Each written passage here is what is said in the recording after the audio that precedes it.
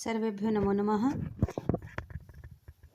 आइए आज से हम सभी महाकवि श्री कालिदास प्रणीतम अभिज्ञान शाकुंतलम के कुछ प्रश्नों को देखते हैं व्याख्या के साथ। तो प्रथम प्रश्न है, अभिज्ञान शाकुंतल के नांदी पाठ में भगवान शिव की मूर्तियाँ निर्दिष्ट हैं। हम सभी को पता है कि 8 मूर्तियाँ निर्दिष्ट हैं। तो ये सबसे पहले श्लोक को पढ़ते हैं। प्रथम अंक का पहला श्लोक है जिसमें अष्टमूर्तियों के बारे में कहा गया है। या सृष्टिः स्रष्टुराद्या वहति विधिहुतं या हविर्या च होत्री ये द्वे कालं विधत्तः श्रुतिविषयगुणा या स्थिता व्यापविश्वम् यामाहो सर्वबीजप्रकृतिति यया प्राणिनः प्राणवन्तः प्रत्यक्षाभिः प्रपन्नस्तनुभिरवतु वस्ताभिरष्टाभिरीशः। थोड़ा इसका अन्वय से अर्थ देख लेते हैं। यह मैंने प्रश्नों को लिया तो है कहीं से, लेकिन व्याख्या मूल पुस्तक से ही करूँगी। अन्वय से देखिए, सबसे पहले इसका अर्थ कि या सृष्टि ही, या मानी जो, सृष्टि ही आद्या सृष्टि, या सृष्टु आद्या सृष्टि, या सृष्टु आद्या सृष्टि ही, या मानी जो विधाता की, आद्या मानी प्रथम सृष्टि है, जो विधाता की सर्वप्रथम सृष्टि है, अर्थात कौन? जल रूपी मूर्ति। और करें या विधिहुतम, या विधिहुतम हविः वहति। जो यहाँ पर या के ऊपर जो रहा है उसको विसर्ग कर लेंगे। या विधिहुतम हविः वहति, जो विधिपूर्वक हवि को क्या करती? वहति माने ले जाती है। कहाँ? देवताओं के पास ले जाती है। और कह रहे हैं कि या च होत्री, और जो होत्री अर्थात जो हवि को देवताओं के पास तक ले जाती है, और जो होता है होता है, और देवताओं के पास कौन ले जाता है? यह हवि, जो हवि को विधिहुतम विधिपूर्वक ले जाती है, तो अर्थात अग्निमूर्ति, अग्निरूपी मूर्ति ही तो हुआ। और तीसरी चीज़ या च होत्री, और वह जो होता है अर्थात जो स्वयं यज्ञ को करता है, यज्ञ रूपी मूर्ति। और कह रहे हैं कि ये द्वे कालम विधत्तः, और जो 2 कालों का विधत्तः माने निर्माण करती है, उनको बांटती है। अर्थात सूर्य क्या करता है? दिन करता है। और रात्रि कौन करता है? चंद्र रूपी मूर्तियाँ, अर्थात जो दिन और रात्रि का विभाजन करती हैं। ऐसी 2 कालम विधत्तः अर्थात सूर्य और चंद्र। 5 हो गया। फिर कह रहे हैं या श्रुति विषय गुणा या विश्वम व्याप्त स्थिता। श्रुति विषय गुणा, अब देखिए इन्होंने आगे कहा कि श्रुति विषय यानी सुनना ही जिसका गुण है, श्रुति ही जिसका, सुनना ही जिसका गुण है। और जो विश्वम व्याप्त स्थिता, विश्व में व्याप्त होकर स्थित है, ऐसी कौन? आकाश रूपी, आकाश सब जगह विराजमान है, तो आकाश रूपी मूर्ति। और करें याम सर्वबीज प्रकृति, प्रकृति ही इति, याम मानी जिसमें, जिससे सभी क्या करते हैं? याम सर्वबीज, और कह रहे हैं कि जिसको सभी बीजों का कारण कहते हैं, यानी जिसमें सभी बीज उत्पन्न होते हैं। कहाँ बीज उत्पन्न होते हैं? पृथ्वी में, तो अर्थात पृथ्वी रूपी मूर्ति। और आगे इन्होंने कहा कि इति आहुः सर्वबीज प्रकृति आहु, जिसे सभी बीजों की प्रकृति कहते हैं, अर्थात पृथ्वी रूपी मूर्ति। यया प्राणिनः प्राणवन्तः, और जिससे सभी प्राणी प्राणवान होते हैं, अर्थात ऐसा कौन है? तो वायु रूपी मूर्ति है। ताभिः प्रत्यक्षाभिः, उन प्रत्यक्ष ता भी प्रत्यक्षा भी उन प्रत्यक्ष। और फिर आगे दे रहे हैं अष्टाभी तनुभी, जो 8 तनुभी यानी शरीर के द्वारा क्या हुआ है, प्रत्यक्ष हमें दिखाई दे रहा है, उससे प्रपन्न बना हुआ, प्रपन्न अर्थात उस से बना हुआ ईशः वह अवतु। ईशः माने ईश भगवान शिव, वह माने हम लोगों की, अवतु माने रक्षा करें। या सृष्टु आद्या सृष्टि, जो विधाता की सर्वप्रथम सृष्टि है अर्थात जल रूपी मूर्ति। और या विधिहुतम हवि वहति, जो विधि पूर्वक हवन को क्या करता है, हवि को देवताओं के पास तक ले जाता है। और तीसरी बात करें याच होत्री, चा मने और, या मने जो होत्री यानी हवन करने वाला है वह, और ये द्वे कालम विधत्ता, जो 2 कालों का विधत्त माने विभाजन करते हैं, ऐसे सूर्य और चंद्र रूपी मूर्तियाँ। और उसके बाद कह रहे हैं कि श्रुति विषय गुणा, या जिसका सुनना ही विषय है, ऐसा विषय रूपी गुण है अर्थात।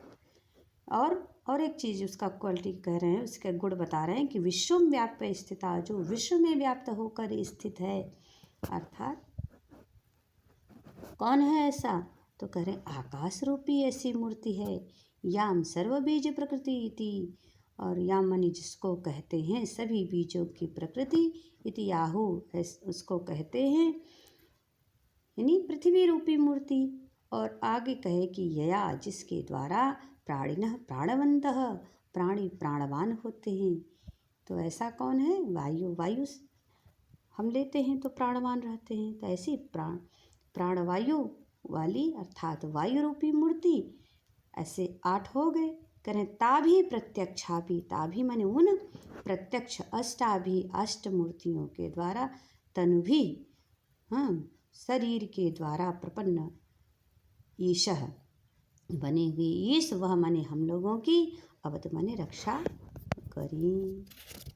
ठीक है, सम्यक अस्ति।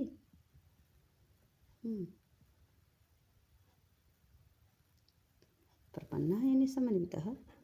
ठीक है, देखिए आगे इन्होंने दिया भी है व्याख्या में भी कि विधाता की पहली सृष्टि जल रूपी, जो विधि पूर्वक हवन की गई, हवि को ले जाती अग्नि रूपी मूर्ति, जो स्वयं हवन करने वाली यानी यजमान रूपी मूर्ति, दिन और रात रूप समय का निर्माण करने वाली अर्थात सूर्य और चंद्र रूपी मूर्ति।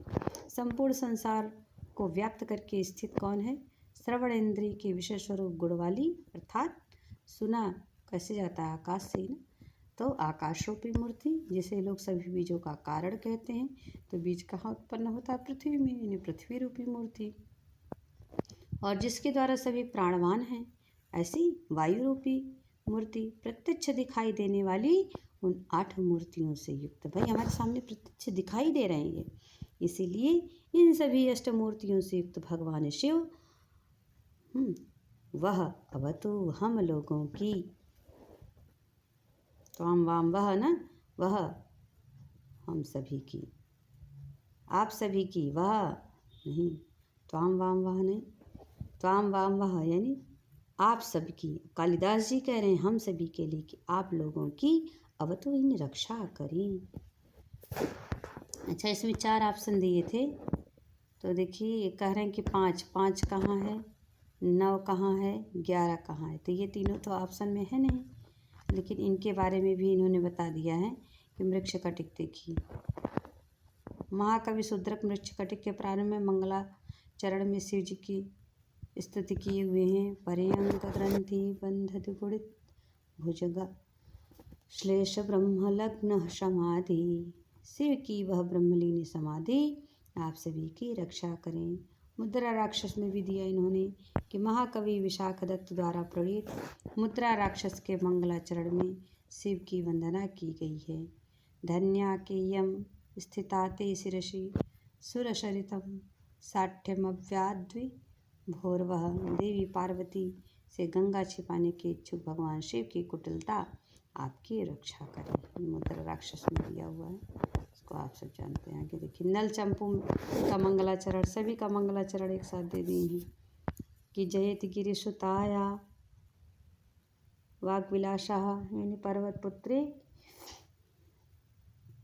पार्वती के काम से उत्पन्न संताप को धारण करने वाले, वक्षस्थल पर चंदन रस की धारा के समान शीतल लगने वाले भगवान चंद्रमौली अर्थात शिव जी के लिए आया है। सर्वोत्कृष्ट हैं, शिव के पश्चात निरंतर सुधारस को बरसाने वाली यशस्वी कवियों का वाग्विलास भी सर्वोत्कृष्ट है। रघुवंशम में भी दिया गया है।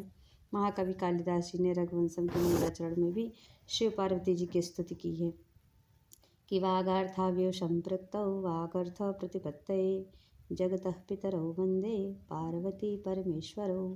करें, शब्द और अर्थ के समान नित्य मिले हुए संसार के माता पिता कौन है? उमा और महेश्वर को मैं कालिदास शब्द और अर्थ की भांति से ज्ञान होने के लिए नमस्कार करता हूँ।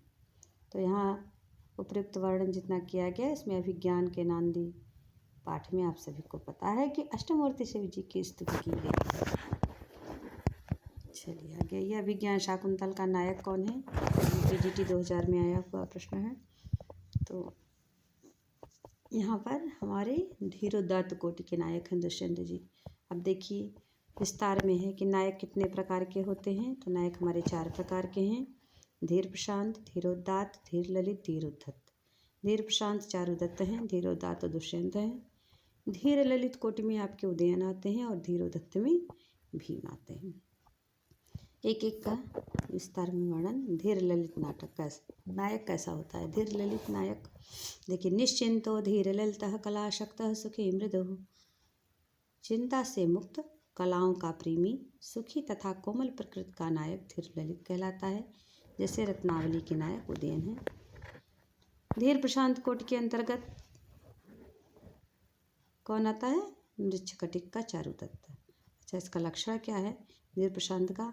कि सामान्य गुण युक्तस्तु धीर शांतो द्विजादिकः। सामान्य गुणों से युक्त द्विजादि नायक धीर प्रशांत नायक कहा गया है। धीरोदात्त कोटि में आपके दुष्यंत को दिया रहे हैं। इसका लक्षण क्या है धीरोदात्त नायक का?